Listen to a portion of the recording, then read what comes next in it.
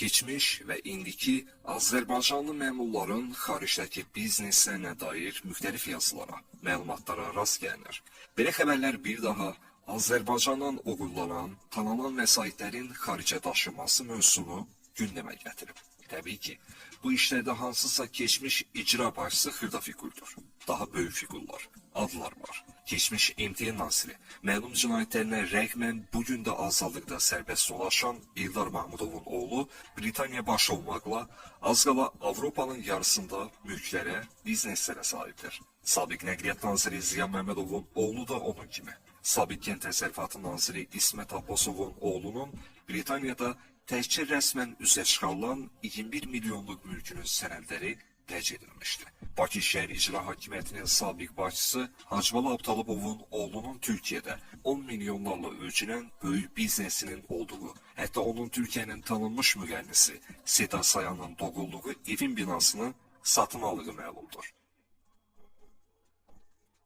Bu sıraya Prezident Administrasiyasının sabiq şöbə müdürü Ələsənovun, sabiq Gənclər və İdman naziri Azad Rəhimovun, Abbas Abbasovun, Ramiz Mehdiyevin və digər çoxsaylı sabiq məmurların övladlarına aid xaricdəki biznesləri, mülkləri əlavə etmiyorlar. Həmçinin xaricdəki bizneslərini həyat yoldaşlarının adına rəsmiləşdirən Oqtay Əsədov, Cahangir Hacıyev və digərlər də var. Elə hazırda vəzifədə olanlar da bu məsələlərdə sabiqlərdən geri qalmır. Bir müddət əvvəl Mərkəzi Seçki Komissiyasının sədri Məzahir Pənahovun Amerika Birləşmiş Ştatlarında bizneslə məşğul olan oğlu ilə bağlı qalmaqal diqqət mərkəzinə gəlmişdi.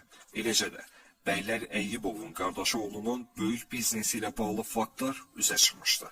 Hazırki hökumətin koloritli simalarından biri, Baş nazirin birinci mavini Yaqub Əyyibovun oğlunun biznesi isə Avropadan okeanın o tayına, Kanadaya qədər uzanır. Avropada daşınmaz əmlak biznesi ilə məşğul olan cənab Əyyibovun Kanadada da klinikaları var. Hətta bir müddət əvvəl Yaqub Əyyibovun ölkədən çıxaraq Latviyanın paytaxtı Riga şəhərindəki bankda oğlunun adına qoyduğu 1 milyard dolların dondurulduğu barədə məlumat yayıldı. Azərbaycan parlamentində də övladları ölkə daxilində və xaricdə böyük biznesə malik olan xeyli deputat var. Ağalar Vəliyev, Cavanşir Feyziyev və digərləri.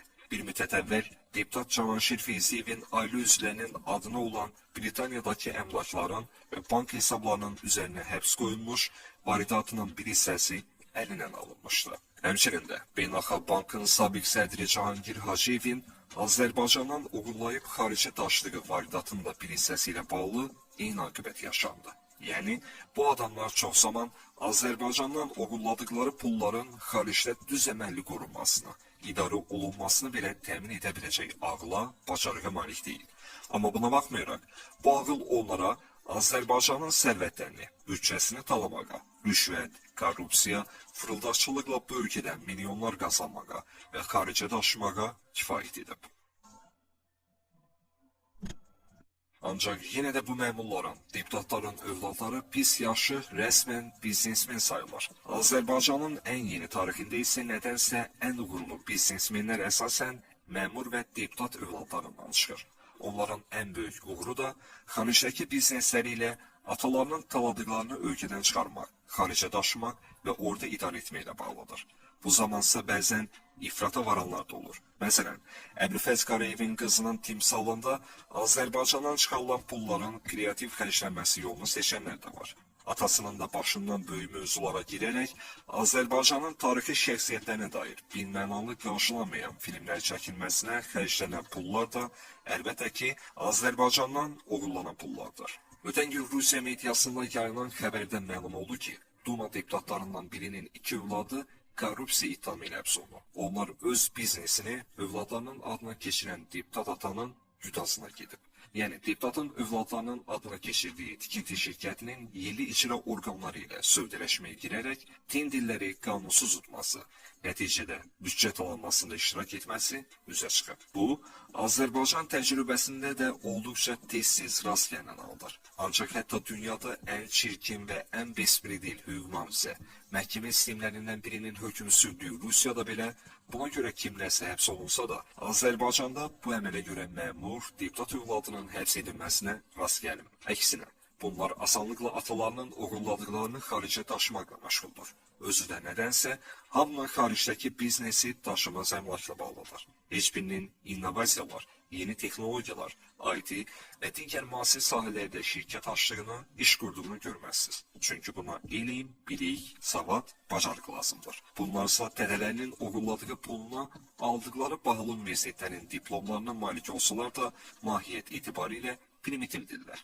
Bilikləri də Bakıdakı ev maklerlərinin bildiklərindən uzağa getmir. Ona görə də hamısının açdığı şirkətlər əsasən əmlak alveri, icarəsi ilə, ən yaxşı halda isə otel biznesi ilə bağlıdır. Artıq bu biznesmenlərin məmur atalarının millətə qoyduğu od yalnız talançılıqla və oğurladıqlarını xaricə daşımaqla bitmir. Bu adamlar həm də öz əməllərinə həyasızcasına don geyindirməklə millətə daş çəkir. Məsələn, Hacıbala Abdalıbov açıqlamalarının birində oğlunun Türkiyədəki böyük biznesi ilə bağlı suala belə cavab verib. Atası mənəm deyə özünə iş qurmamalıdır, öz ailəsini dolandırmamalıdır.